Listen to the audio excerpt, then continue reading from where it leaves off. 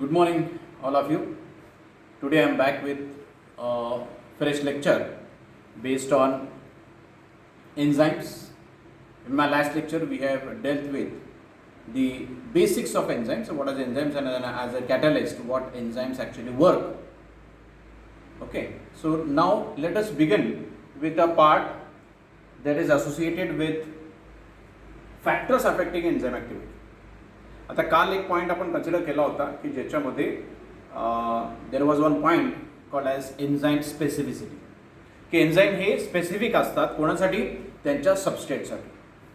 ते substrate specificity म्हणून आपण कन्सिडर करत होतो, पण त्या सबस्ट्रेट स्पेसिफिसिटीला किंवा रिएक्शन फॉरवर्ड किंवा बॅकवर्ड जाण्यासाठी there are certain factors which are essential to work out in this particular fashion.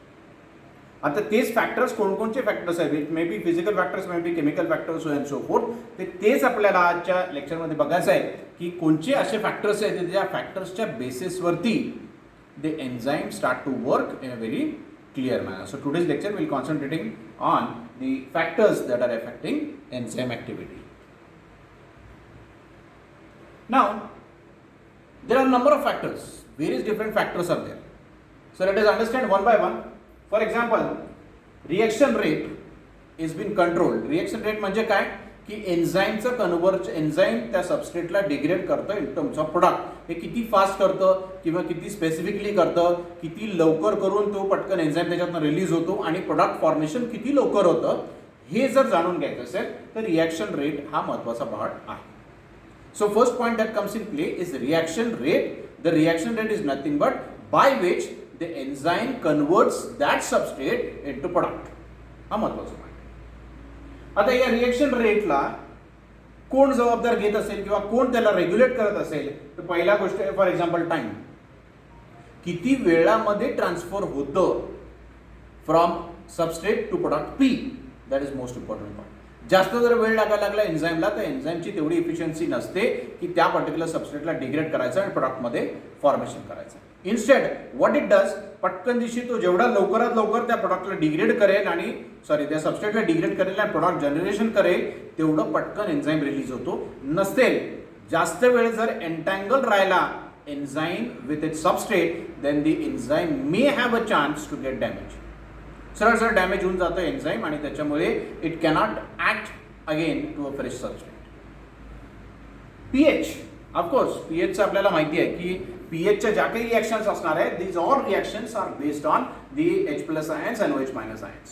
So based on the affinity of H+ and OH- ions, the rate of reaction is again being controlled. ज्याप्रमाणे reaction असतात, for example जर human बॉडीमधल्या असतील तर आपल्या acidic पीएचमध्ये आपल्या गोष्टी होत असणार आहे, रेट ऑफ रिॲक्शन होत असणार आहे. आपण बाहेर एन्व्हायरमेंटमध्ये गेलो, फॉर एक्झाम्पल आपल्या बुलढाणा डिस्ट्रिक्टमध्ये लोणार लेक आहे, तिथले जे काही असेल तो अल्कलाईन पीएच आहे. म्हणजे याचाच अर्थ की तिथे एन्झाईम रिॲक्शन ह्या अल्कलाईन पीएचच्या बेसिसवरतीच रिॲक्शन घडत असतात. So rate of reaction again depends upon pH. Temperature, जसं मी सांगितलं की ह्युमन बॉडी टेम्परेचर 34 डिग्री आहे, 37 डिग्री सेंटीग्रेड ॲम्बियंट टेम्परेचर असतं आणि based on that 37 degree centigrade the rate of reaction inside the human body would take place. एन्व्हायरमेंटचं temperature हे असणार आहे, आपण नॉर्थ पोलला गेलो तर तिथं मायनसमध्ये टेम्परेचर आहे आणि पण rate of reaction again depends upon the temperature. Product concentration, किती अमाऊंट ऑफ प्रोडक्ट जनरेट होतोय याच्यावरती पण एन्झाईमची रिॲक्शन डिपेंडेंट असतं. त्याला एक मेकॅनिझम म्हणतात, आपण बघणार आहोत, that is called as feedback mechanism. Underline the word feedback mechanism. Activators and inhibitors, of course enzyme reaction start करण्यासाठी काही ॲक्टिव्हेटर्स पण असतात. काही फॉर एक्झाम्पल इकोलायमध्ये असलेला लॅक्टोज ओपेरॉन जो आहे त्याला ॲक्टिव्हेटर म्हणून असतो आणि तो बीटा गॅलॅक्टोसाइडेज नावाचे एक एन्झाईम प्रोड्यूस करतो. पण हे कसं करतो, डिपेंड्स अपॉन ॲक्टिव्हेटर्स. आणि इनिबिटर्स असे असतात की ते त्या पर्टिक्युलर एन्झाईमला डिग्रेड करतात किंवा स्टॉप करतात for going in a further way. Okay. आणि substrate concentration, this is one of the most important part. Amount of substrate किती आहे आणि अमाऊंट ऑफ एन्झाईम किती आहे, दॅट बेस्ड ऑन दॅट जोपर्यंत इक्विव्हॅलंट पोर्शनमध्ये जर असतील तर रेट ऑफ रिॲक्शन एकदम छान आहे. पण सबस्ट्रेटचं कॉन्सन्ट्रेशन खूप जास्त आहे आणि एन्झाईम एवढंच जर आहे, so for degradation of this whole substrate into product P, it will take a hell lot of time and therefore it will affect the rate of reaction. It will affect the rate of reaction. Simple आपण गोष्ट आहे. आपण घरी प्रत्येकाच्या mixer असतो, त्या मिक्सरमध्ये मिक्सरचं भांडं आहे, मिक्सरचा भांड्यांचा व्हॉल्यूम जो आहे तो फिक्स्ड आहे. त्याच्यामध्ये थोडेसे तुम्ही शेंगदाणे टाका आपल्याला कूट करायचं जर असेल, आणि you start the mixing. Ultimately within a short period of time you will experience that the whole sort of matter is being degraded very efficiently. पण समजा ते मिक्सरचं जेवढा व्हॉल्यूम आहे तेवढं पूर्ण व्हॉल्यूम भरून तुम्ही दाणे टाका, फुल व्हॉल्यूम एकदम टॉप टू बॉटम ब्रीम एकदम त्याच्यावरपर्यंत, मग झाकण लावा आणि you start the mixie. Within 2 to 3 seconds the mixie get jam. का? कारण व्हॉल्यूम खूप जास्त आहे. So that substrate is very high and the enzyme is very low. Therefore, the rate of reaction for conversion of this particular substrate into product P will be very high. Manjes substrate concentration is again dependent upon the rate of reaction. Okay. Well, see this. Those point आपण परत झाले. Effect of substrate concentration. A lower concentration, the active site on most of the enzyme molecules are not filled because there is not much substrate. Higher concentration causes more collision between the molecules. So the rate of reaction increases, that is first order reaction. The maximum velocity of the reaction is reached when the active sites are almost continuously filled. Enzyme आपण consider जर केला तर एन्झाईमचं structure जर बघितलं तर enzyme ह्याला active site आहे. ही active site कशी आहे? ती ऍक्टिव्ह साईट त्या पर्टिक्युलर सबस्ट्रेटला तिथे पकडायचा प्रयत्न करते and ultimately that substrate gets converted into product P. Okay. Increase substrate concentration after this point will increase the rate. The reaction rate therefore increases as substrate concentration increases, but it levels off. That is zero order reaction. See this. First order reaction मध्ये काय होत आहे? इथं substrate concentration वाढायला सुरुवात होते, rate of reaction वाढायला सुरुवात होते. जेवढे सबस्ट्रेट येतात पटकन दिवशी एन्झाईम त्यांना डिग्रेड करायचा प्रयत्न करत आहे. And once it goes in the first order reaction, the rate of substrate concentration, the rate of reaction and the substrate concentration at one point becomes equivalent. की जेवढे मॉलिक्यूल तिथं त्या ऍक्टिव्ह साईटमध्ये मावतील तेवढेच मॉलिक्यूल्स फक्त तिथं मावले जातात. एक्सेस अमाऊंट ऑफ सबस्ट्रेट जरी आलं तर ते डिग्रेड होणार नाही आणि rate of reaction is very continuous और very lenient. And therefore, it is also called as zero order kinetics. याला म्हणतात फर्स्ट ऑर्डर कायनेटिक्स किंवा फर्स्ट ऑर्डर रिएक्शन. का? कारण इथं काय होतंय? इथं पटकन दिशी प्रोसेस सुरू होते. And once it reaches an equilibrium, it is called as zero order reaction or zero order kinetics. See this. At point A or B, increase or decrease therefore will increase or decrease the number of ES complexes with the corresponding change in VI. हे बघा. A ला A पासून B केला, corresponding त्याचा rate of reaction इथे आपण जर काढला. The rate of reaction is substrate dependent, first order kinetics आहे. इथून इथपर्यंत जी आपल्याला दिसते this is first order kinetics. And then at point C essentially at all the enzyme is present at the ES complex. इथे stabilise झालेला आहे तो. Okay. Since no free enzyme remains available for forming ES, further increase in S cannot take place at the rate of reaction, and the reaction rate therefore becomes independent of substrate concentration. Zero order kinetics इथपर्यंत आलं की अशा वेळेस त्या एन्झाईमचे जेवढे sites आहेत all these sites are filled with the help of substrate, and therefore the rate of reaction stabilizes and it goes in a very linear manner, in a very straightforward manner. Correct? Km and its signal. Km म्हणजे काय? Km is called as Michaelis constant.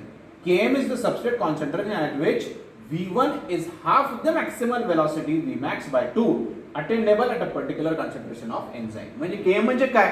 It means that enzyme have half filled sites of substrate. म्हणजे substrate concentration is half filled in the active site of an enzyme. Therefore, it is called as Km. Km is also called as half Vmax. म्हणजे अर्ध्या sites त्या सबस्ट्रेटच्या त्या एन्झाईमच्या filled आहेत. कोणामुळे? सबस्ट्रेटमुळे. Then it is called as half of Vmax. Km thus has the dimensions of substrate concentration.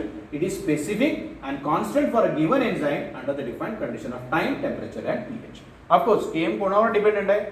Km depends upon time. जसं आपण म्हटलं टाइम आहे, टेम्परेचर आहे, pH आहे, या भरपूर गोष्टी it gets dependent upon this particular kind of things. Km determines the affinity of an enzyme for its substrate. Lesser the Km for its affinity and vice versa. Of course, enzyme the substrate dependent है Km. Km value helps in determining the true substrate for the enzyme. एन्झाईमची reaction कशा प्रकारे होतीये हे जर आपल्याला major करायचं असेल तर हा Km जो फॅक्टर आहे हा मेजर करणं आवश्यक आहे. If this concentration of an enzyme Km is being measured, then we can know what will be the specificity of an enzyme, whether the particular substrate is really working or not. Effect of enzyme concentration. As the amount of enzyme increases, the rate of reaction increases.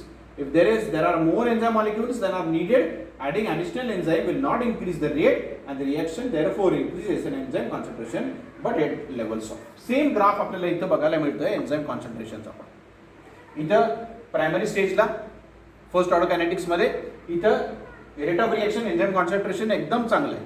का? कारण enzyme जेवढं जास्त sites इथं fill up होतील एन्झाईमच्या तेवढं पटकन तो degradation होईल. पण एक पॉईंट असा येणार आहे की all the sites inside the enzymes active site are been filled with the substrate and therefore the graph stabilises. इथं त्या ग्राफला स्टेबिलिटी येते की इथून त्याच्यानंतर आपण 1 किलो एन्झाईम जरी टाकलं तरी ते एन्झाईम त्या सबस्ट्रेटवरती वर्क करणार नाही. लक्षात घ्या. Effect of product concentration. मी जसं म्हणलं होतं तुम्हाला, the enzyme activity declines when the product starts accumulating. This is called as feedback inhibition. हे बघा, बॅक्टेरियल सेल अत्यंत हुशार आहे. ती मुळीच आपली एनर्जी घालवणार नाही. म्हणजे तिला लागणारा जेवढा मेटाबॉलिक प्रोडक्ट आहे तेवढा जनरेट झाला की तो एन्झाईम ती बंद करते. मग हे बंद करायचं काम कसं असणार आहे? एन्झाईम 1, एन्झाईम 2 आणि एन्झाईम 3 पाथवेमध्ये इंटरमिडिएट झाला. या इंटरमिडिएटमध्ये एक प्रोडक्ट जनरेट झाला and this product once been generated up to its optimum amount. जेवढी त्या सेलला गरज आहे तेवढंच प्रोडक्ट जाऊन इथे बंद करा. करेक्ट? कारण आपण जनरली कसे करतो, बघा मी नोकरीला लागलो, मला पैसे कमवायचे, बरोबर आहे. पण मग पैसे किती कमवायचे याला आपल्याला काहीतरी लिमिट असलं पाहिजे की नाही. तर आपण भरपूर आता स्कॅम्स तर भरपूर बघायला मिळतात आपल्याला. तर त्याच्यामध्ये पण आपण बघितलेलं आहे की येऊ दे पैसा चालू दे, किती घेऊन. पण त्याला काहीतरी फीडबॅक मेकॅनिझम असलं पाहिजे जेणेकरून माणसाने तिथं थांबलं पाहिजे की आता माझ्या सगळ्या गरजा पूर्ण झालेल्या आहेत, आता मला पैशाची गरज नाही. And therefore such kind of products should inhibit the enzyme in the pathway and should result in stopping that particular enzyme to work or converts its substrate into product. This is called as feedback inhibition. Effect of temperature. Rising the temperature increases the kinetic energy of the molecule. Increasing the kinetic energy of the molecule also increases their motion and therefore the frequency with which they collide. This combination of more frequent and more highly energetic and productive collision increases the rate of reaction. Rate of reaction कशावरनं होणार आहे? It depends upon temperature. Specific temperature आल्यानंतर rate of reaction वाढते. आणि temperature म्हणजे काय होणार आहे? Temperature आपण जेव्हा केव्हा त्याला देतो आहोत, collision of the molecule would take place and once collision of the molecule takes place it will start to develop this kind of thing. हे लक्षात घ्या. टेम्परेचर कोएफिशिएंट तुम्हाला नाही आहे. Series. The reaction rate increases with temperature of a maximum level. They abruptly declines with further increase in temperature. Most animal enzymes rapidly become denatured at temperature above 40. इथपर्यंत छान graph आपल्याला बघायला मिळतो आणि इथून एका पॉइंटला असं येतो की तिथून एन्झाईम सबस्ट्रेट रिएक्शन सोडा रक्कम दिशी खाली येते. का खाली येतोय? Because the temperature is too high for that enzyme to bear. आणि एन्झाईम मध्ये काय maximum of the enzymes are to be proteins. या प्रोटीन्सना एक्सेस अमाउंट ऑफ टेम्परेचरला तुम्ही जेव्हा एक्सपोज कराल, ultimately that particular protein will distort its configuration. त्याचं कॉन्फिगरेशन जे असणार आहे, डायमेन्शनल स्ट्रक्चर जे असणार आहे, that will be broken down and the rate of reaction will slow down. The optimal temperature of enzymes in higher organisms is rarely exceeding 50 डिग्रीच्या वरती जात नाही. Some enzymes lose their activity when frozen. हे पण आहे. उगाच खाली enzyme आपण स्टोअर करायचा प्रयत्न केला फ्रीजमध्ये किंवा फ्रीजमध्ये टाकला आणि ते एन्झाईम त्या 0 डिग्रीच्या जर खाली गेले बाय चान्स तर they are inactive in their form.